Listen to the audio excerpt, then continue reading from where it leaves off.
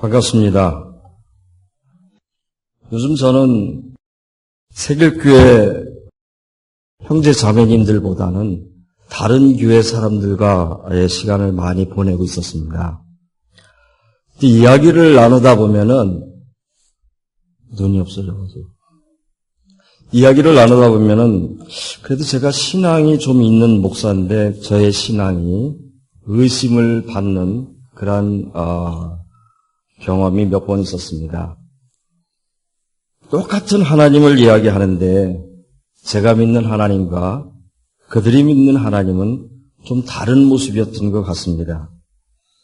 제가 믿는 하나님은 모든 사람들을 사랑하시고 모든 사람들에게 말씀하는 분입니다. 제가 믿는 하나님은 모든 사람들을 사랑하실 뿐만 아니라 제가 믿는 하나님은 모든 사람들과의 유대 관계를 맺으면서 그 모든 사람들을 구원하시는 사랑의 하나님입니다. 그런데 저와 이야기를 나누던 또 다른 그 기독교인들은 교회에 나가야만 예수를 믿어야만 근데 그 믿음이라는 개념이 조금은 다른 것 같은 그런 모습을 경험을 하게 됐습니다. 그러던 차에 며칠 전에 그 페이스북에 보니까는 교회에서 가장 무서운 사람들이라는 그런 내용이 있어서 함께 나누고자 합니다. 교회에서 가장 무서운 사람들이 어떤 사람들일까요? 거기서 얘기하는 것은 첫 번째가 새벽 기도에 오래도록 한 번도 빠지지 않고 참석한 집사님의 눈길이 무섭다고 합니다. 왜냐하면 그분의 머릿속에는 새벽 기도에 빠진 목사와 장로들이 빠진 횟수와 날짜가 정확하게 기록되어 있다고 합니다.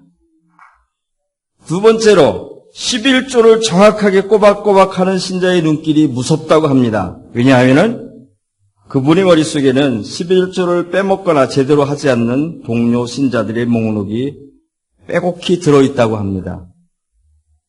셋째, 40일 금식 기도를 다녀온 권사님의 눈길이 무섭다고 합니다. 그분의 시선에는 너는 왜 금식 기도를 하지 않느냐? 무언의 질타가 섞여 있기 때문에 그렇다고 합니다.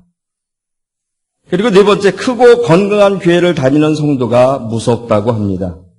그분의 말처에는 작고 별 볼 일 없는 교회를 다니는 사람들에 대한 우월감이 넘쳐난다고 합니다. 요거는 조금은 저희 교회 분하고는 예외인데 다섯 번째, 신학 박사 학위를 받은 신학자가 무섭다고 합니다. 그분 앞에 서면은 모든 사람들이 종류별로 차곡차곡 분류되어 버린다고 합니다. 여섯 번째, 성도 수가 제법 되는 교회 목사들이 무섭다고 합니다. 그분의 권위와 무게가 엄청난 압박으로 성도들을 찌그러뜨리기 때문이라고 합니다. 사실 이렇게 교회에서 무서운 분들은 오랜 동안 교회에서 신앙생활을 해왔던 모든 사람들 속에 내재되어 있는 그러한 바리새적인 그러한 모습이 아닌가 생각이 됩니다. 아마도 전에 여러분들이 신앙생활을 오래 하셨다면은 여러분들의 신앙도 이와 비슷한 그런 모습이 아닐까 생각이 됩니다. 제가 요즘 만나는 그 사람들은 저와 동일하게 교회에 다니는 기독교인입니다. 그런데 그들의 시각에는 아직도 이러한 시각으로 사람들을 대하기에 흑백 논리 속에서 구분하는 그러한 모습 속에 저의 신앙이 잠시 의심을 받는 그러한 모습도 있었습니다. 오늘이란 시간들을 함께 살아가고 있는 그리스도인들은 하나님께서 모든 사람들을 구원하신다고 믿고 있을까요? 아니면은 아직도 하나님께서 우리 그리스도인들만 구원하신다고 믿고 있을까요? 여러분들에게 저는 다시 한번 이 질문을 던지고 싶습니다. 하나님은 모든 사람을 구원하실까요? 아니면은 교회에 다니는 사람만 구원하실까요? 기독교가 죽어가고 있는 오늘 이 질문은 우리들 모두가 깊이 생각해야만 하는 대단히 중요한 질문이라고 생각이 듭니다. 기독교가 왜 죽어가고 있는지 우리는 반드시 알아야 할 필요가 있습니다. 이것은 단지 기독교를 살기 위한 것이 아니라 이 시대에 기독교인이 된다 함이 무엇을 의미한지를 우리가 알기 위한 것입니다. 만일에 기독교들이 성경의 모든 기록은 전혀 오류가 없는 하나님의 말씀이라고 믿는다면 이 질문의 대답은 아니올 것입니다. 성경 전체는 하나님의 말씀이기 때문에 1.1핵도 오류가 없다고 믿고 성서 안에 있는 심판, 그리고 지옥, 그리고 사악한 사람들에 대한 영원한 형벌에 대한 수많은 구절들을 문자적으로 읽으면은 교회를 다니는 사람들이 믿기는 그들의 하나님은 그들만 구원한다고 믿게 된다는 것입니다. 그런데 역사적으로 성경은 고대 이스라엘과 초대의 그리스도인 운동이라는 시대를 달려가는 두 개의 다른 공동체에서 나온 신앙 고백인 기록인 것입니다. 성경은 이 두 공동체가 하나님을 향한 응답으로서 그들이 어떻게 세상과 우주를 보았고 당시의 자신들의 세계관 속에서 삶과 죽음과 죽음 후의 삶에 대해서 어떻게 또 생각했고 이러한 자신들의 삶의 여정 속에서 하나님을 어떻게 체험하는지에 대한 일종의 신앙 고백서라는 것입니다. 성경은 하나님을 증거하기 위해서 하나님이 쓰신 책이 아니라는 것입니다. 고대 사람들이 당시에 자신들의 세계관을 가지고 체험한 하나님에 대한 증거라는 것입니다. 다시 말해서 성경은 하나님이 어떻게 세상과 사물을 보았는지를 말해주고 있다기보다는 우리 믿음의 선배들이 세상과 사물을 어떻게 보았고 또 그 가운데서는 하나님을 어떻게 체험했는지를 말해주고 있는 책이라는 것입니다. 저는 성경의 핵심 메시지인 만인 구원을 믿기 위해서 성서의 모든 말씀들을 문자 그대로 보호해야 한다는 필요성에 대해서 포기하게 됐습니다. 만일 여러분들이 성서에 기록되어 있는 이 모든 기록들이 동일하게 진실하게 믿는다면 하나님께서 또 어떤 사람은 구원하시고 나머지 모두는 저주하신다는 또 여러분의 확신을 변화시킬 말씀이 저에게는 없다는 것입니다. 그래서 우리 모두는 서로 이 모순된 많은 하나님의 형상들을 어떻게 조화시킬 수 있을까 고민하며 신앙생활을 하고 있습니다. 특별히 저희 세길교회는 이 모든 고민을 함께 나누기 위해서 이웃종교 사귀기도 하고 또 홈리스를 돕기도 하고 또 어제와 같이 집짓기 행사에 참여하기도 하면서 그분의 사랑을 함께 나누고 있습니다. 오랜 세월 동안 보고 믿는 것보다는 보지 않고 믿는 것이 복되도다 하는 그러한 신앙을 갖고 있었습니다. 교회는 우리에게 믿기 어려운 일들을 진실하다고 믿는 것이 또 신앙이라고 가르쳐 왔습니다. 거기에 한술 더 떠서 믿음은 믿어지지 않기 때문에 믿어야 한다고 그렇게 배워왔습니다.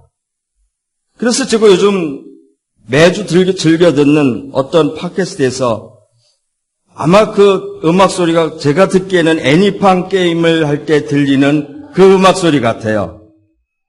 그 음악 소리를 배경으로 멘트를 날리는 분이 말하듯 성서의 내용을 의심하거나 질문을 하면은 무시당할까봐 그래서 질문과 의심 없이 무조건 순종하는 그러한 신앙의 자세를 가져왔었습니다. 여러분들은 어떻습니까? 그러던 제가 어느 날부터 기독교인이 된다 하면 죽은 후 미래의 보상을 위한 필요 조건들, 다시 말해서 무조건 믿어야 된다는 등을 수행하는 것이 아니라 오히려 그리스도인의 삶은 현재의 삶을 변형시키면서 하나님과 깊고도 친밀한 관계를 갖는 것으로 믿음의 색깔이 점점 바뀌어가게 되었습니다. 기독교인이 된다 하면 기독교를 믿는 것이 아니라 예수처럼 하나님과 성스러운 관계를 갖는 것이라는 것입니다. 믿는다는 말의 의미는 사랑한다는 뜻이라기도 합니다. 오늘 많은 기독교인들은 믿는다는 말의 의미를 엄청나게 왜곡하고 있습니다. 교리를 따르고 기독교를 믿고 교회에 출석하는 것이 믿음이라고 생각을 합니다. 현대 많은 사람들은 믿는다는 말을 교리적인 믿음으로 잘못 생각하고 있다는 것입니다. 또한 이 믿음을 신앙이라고 또 잘못 생각하고 있습니다. 그러나 신앙은 하나님에 대한 우리의 사랑인 것을 우리는 다시 한번 깨달아야 되겠습니다. 신앙은 우리의 목적이 아니라 신앙 그 너머에 있는 궁극적인 진리, 다시 말해서 하나님의 사랑, 하나님의 정의, 하나님의 평화를 향해 나아가는 데에 필요한 수단이라는 것이죠. 따라서 신앙을 갖는다는 말은, 믿는다는 말은 예수가 말씀하시는 그 사랑을 실천한다는 의미인 것입니다. 오늘의 본문은 율법 중에 어느 계명이 가장 큰 계명입니까? 하는 질문을 받았을 때 예수가 무엇을 가르쳤나를 묻고 있는 것입니다. 만일에 예수님께서 오늘의 많은 그리스도인들처럼 모든 성경의 말씀들이 동일하게 소중하다고 말했다면 그는 모든 계명들을 동일하게 중요하다고 대답을 하셨을 것입니다. 그런데 그는 대답하기를 내 마음을 다하고 내 목숨을 다하고 내 뜻을 다하여 주 너의 하나님을 사랑하여라 하였으니 이것이 가장 중요하고 으뜸가는 계명이다. 둘째 계명도 이것과 같은데 내 이웃을 내 몸과 같이 사랑하여라 하였습니다. 그러고 나서 예수는 핵심적인 각주를 다시기를 이 두 계명의 온 율법과 예언서의 본뜻이 달려있다고 말씀하고 있습니다. 다시 말해서 사랑을 찬양하는 이 두 성경 구절은 성경의 나머지 모든 말씀들을 전체적으로 결론 지어주고 있다는 것입니다. 저는 예수의 삶과 죽음 그리고 그분의 부활이 더욱 믿을 만한 하나님의 계시라고 믿습니다. 저는 사랑하시고 정의하시고 평화하신 역사적 예수가 본 하나님을 저는 믿습니다. 예수를 통하여 달라진 하나님, 아니 진짜 본래의 하나님을 율법을 부여하고 그 율법을 어기면 벌 주시는 그런 하나님이 아니라는 것입니다. 원래 제목을 생각하기는 가짜 하나님, 진짜 하나님 그렇게 하려고 했는데 표절 시비에 걸릴 것 같아가지고 그냥 달라진 하나님으로 정해봤었습니다. 교리와 책 속에 갇힌 가짜 하나님이 그러한 하나님이 아닌 본래의 진짜 하나님은 조건 없는 은혜의 하나님이시라는 것입니다. 예수 당시에 병들고 가난한 사람들, 사회적으로 소외된 사람들, 또 교육받지 못한 사람들, 그리고 우리가 생각할 때도 도저히 구원받을 조건이라고 하는 눈곱만큼도 갖추지 못한 그런 사람들이지만은 예수는 그들에게 확신하기를 하나님의 나라는 이 버림받은 사람들의 것이라고 선포하고 있다는 것입니다. 조건 없는 사랑과 은혜는 천당에 어떻게 가느냐와 또 누가 천당에 가느냐에 대한 것이 아닙니다. 하나님은 이미 태초부터 저와 여러분, 우리 모두를 사랑하고 계십니다. 기독교인이 된다 하면 예수를 믿는다고 입으로만 시인하는 것이 아니라 예수께서 가신 길을 따라서 그가 깨닫고 체험한 하나님을 사랑하고 조건 없이 이웃을 내 몸과 같이 사랑하는 것이라고 저는 생각을 합니다. 기독교인의 삶이란 하나님을 신뢰하지 못한 나머지 우리가 구원받기 위해서 무엇을 반드시 믿고 행해야만 하는 것이 아니라 오히려 하나님께서 이미 우리를 사랑하시고 계시다는 그 진리를 어떻게 알 수 있느냐이며 이러한 하나님과의 관계를 어떻게 시작할 것인지에 대해서 고민한 것이라고 저는 생각합니다. 이제 우리는 책과 교리 속에 갇혀 있는 가짜 하나님이 아닌 예수를 통해 보여주신 진짜 사랑의 하나님을 사랑하고 이웃을 사랑하면서 이를 함께 기쁨으로 가득 찬 행복한 세길 가족이 되시길 모두 기원합니다. 주님은 우리에게 늘 말씀하십니다. 당신은 사랑이시오. 여러분은 얼마나 그분이 부르짖는 그 사랑에 동참하고 있습니다. 어떤 분이 그런 이야기를 합니다. 돈을 내고 하는 것은 취미 활동이지만은 돈을 받고 하는 것은 노동이라고 합니다. 어떤 목사님들은 말하기를 본인은 교회에서 돈을 받기 때문에 프로 신앙인이고 돈을 내고 다니는 사람은 아마추어라고 합니다. 근데 그 말보다는 좀 전에 말씀드렸던 돈을 내고 하는 것은 취미 활동이고 돈을 받는 사람은 노동행위라고 하는 말이 저는 더 마음에 와 닿습니다. 취미 활동은 자기가 좋아서 하는 겁니다. 골프 치는 사람 보십시오. 그 땡볕에 가서 시키면은 굉장히 투덜투덜하면서 그 땡볕에서 왔다 갔다 할 겁니다. 그러나 내 돈 내고 취미 활동으로 하기 때문에 얼마나 기쁜 마음으로 불평불만하지 않고 룰루랄라 하면서 요번에 안 맞으면 다음에 기가 막히게 잘 때리라는 기대감을 가지고 취미 활동을 하지 않습니까? 바로 새길교회가 여러분들의 그런 신앙의 취미 활동 장소가 됐으면 하는 마음입니다. 그 취미 활동은 취미를 왜 갖게 됩니까? 사랑하기 때문에 그렇습니다.